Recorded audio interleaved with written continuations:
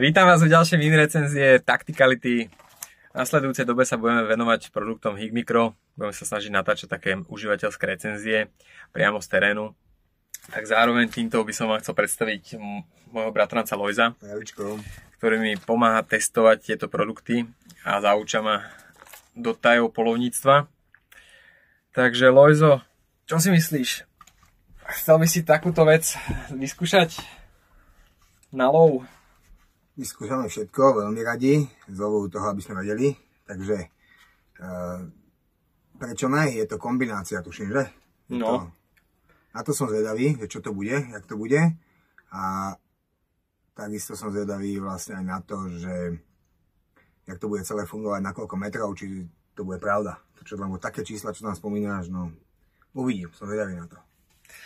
Vyskúšame, uvidíme. Potom vám dáme vedieť.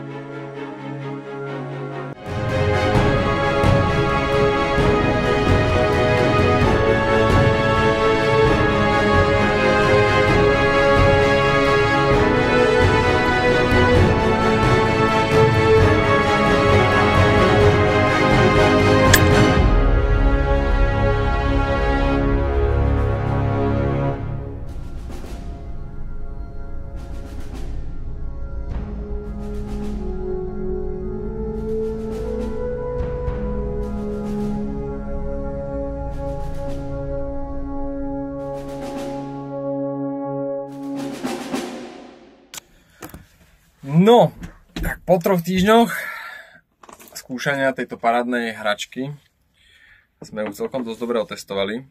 Povedal by som, že dosť akčne. Naposlede sme boli koľko, 2-krát? A väčšinou to bola posliedka, takže sa vám ospravedlňujem, keď budú nasledujúce zábery trošku roztrhané. Uvidíme, čo sa podarí Golden Shotgunovi s tým spraviť a jak to zostriha a vystabilizuje, ale je možno, že budú trošku také... To polovníci pochopia, kam kto poluje, tak vie, jak to je, a kto poluje píšom. Ale sú reálne a sú z terénu a sú veľmi pútavé, by som povedal. Bol to dosť zaujímavý zážitok. Čo si myslíš, Lojzo? Čo by si o tom povedal? Jak sa ti to páčilo? Je to bomba, hlavne v tom, že vidíš obidvomi očami, máš pocit, že pozeráš na nejakú obrazovku v kine, alebo proste v tom je to super. To približovanie, ktoré tam bolo dané na nejakých, tuším, 16, to si ani nevyužíval, teda mne to sa triaslo, ale do tej štvorky to bolo perfektné. Tá jednotka je pre mňa najlepšia v tom, že mne ide vlastne iba o to určiť tú zver, a už keď si ju pozriem, čo v tomto je okamžité, tam máte takú veľkú plochu, sledujete naraz, že to je hneď. Potom som si trošku vystabilizoval a priblížil a hneď som vedel, čo ide. Jediná vec, keď sa pýta, že čo teda mi na tom možno, že vadilo, je tá veľkosť, že pri pírši, pri polovačke, keď mám psa ešte na starosti, tak mi to trošku zabadzalo. No, ty si sa s tým hral tak pomene, lebo ty si poloval, ja som bol hlavne pozorovateľ, takže ja by som povedal o tom asi, že to rozlíšenie 640x512 je super, vážne to funguje dobre, je tam klasické rozlíšenie, je to v popise, napíšem to do popisu, ale je to myslím 4,7 alebo tak nejak, takže je to postačujúce. Všetko ostatné je digitál, takže až do 16 a za mňa je reálne použitá tá dvojka, maximálne štvorka. Bez statívu to není to nič moc a aj keď by to bolo so statívom, tak už je to rozostrené, lebo si to proste zväčšené pixely tie malé a proste to sa nedá nejako klamať. Takže tak. Z toho, čo sa mi nepáčilo, keď to dáme taký kompliment sandwich, tak, alebo čo som zistil, je, že ďalkomer úplne dobre nefunguje, ale to dáva asi aj logiku z fyzického hľadiska, z posedu, lebo sa asi nevie pravdepodobne odraziť naspäť ten lúč a nevie to zmerať. Ale to je v podstate jedno, lebo každý na posede vie, kde má 50 a kde má 100 metrov, takže v podstate na to nezáleží a na otvorenom poli to funguje úplne bez problémov. Zaujímavá funkcia, veľmi zaujímavá je ten zlúčený režim podľa mňa, pretože s ním sa dá každé steblo trávy identifikovať.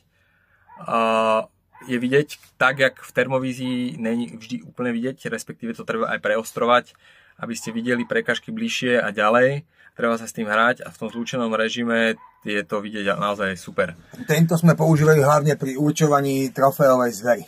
Ten sa nám osvedčil proste pri určovaní, že na jakého Daniela pozeráme. Áno, dá sa s tým krásne identifikovať Daniel, dá sa s tým takisto krásne identifikovať špicák. Povedal by som, že do takých 50 metrov je to úplne, že totálne brutálne, je to jak zážitok v kine. A dá sa to samozrejme na takých 100-200 metrov, ale už to není až také dokonalé. Ale identifikovať Daniel sa dá kľudne aj na 250. Tak aj mali sme aj na 1000, ne? Áno, určite. Videli sme ich kade tade. Daniela práve, že keď mal lopaty, tak sme na 1000-1200 metrov som s tým vedel hneď jasne určiť, že je tu Daniel, pekný, alebo teda Daňa, keď nemala. Čo sa nám ešte nepáčilo, o čom hovoril aj Lojzo, tak to je tento dekel, pretože sa nám stalo, že počas našej akčnej posliedky, a pritom som to mal zavesený celý čas na krku, a nič extra sa nedialo, nechodil som ani cez rakos, ani cez nič, sa stalo, že som strátil tento kryt, vlastne sa to dať aj dole, a teraz mi to tak najúz nepôjde asi, ale proste stratil som ho, raz sme ho stratili dokonca na posede, čo neviem, jak sa nám podarilo, a našli sme ho a takisto sa nám stalo vlastne, toto je tu tiež na závite, táto ochrana, to nebolo dotiahnuté, táto ochrana,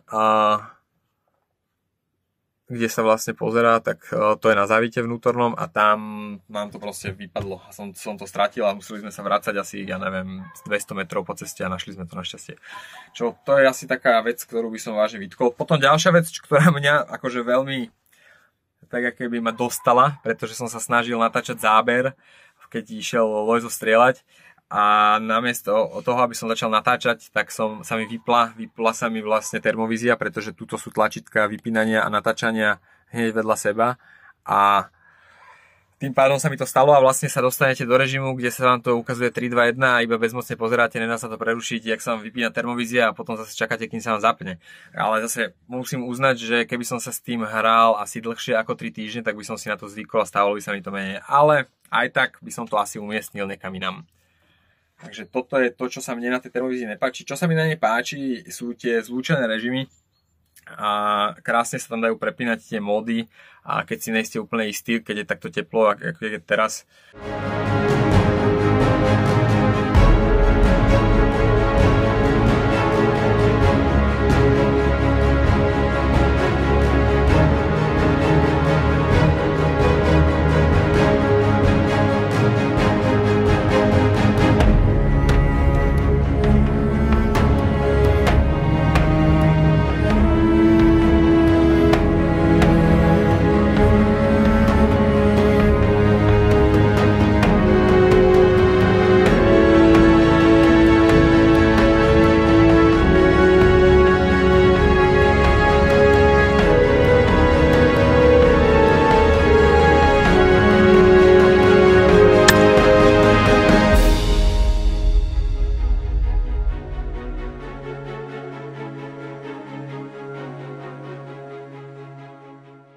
Vypracovaním perfektný a tie vlastnosti, ktoré sme tam mali, ktoré on mi teda povedal, že budú, tak boli splnené. Všetko fungovalo, ja si myslím, že dobre. Naposled je ideálny, by som povedal, ale takto v takom teréne maximálne pre pozorovateľa by som povedal, že pozorovateľ, keď je niekto bez pušky, tak som bol ja, pozorovateľ, tak je to úplne super.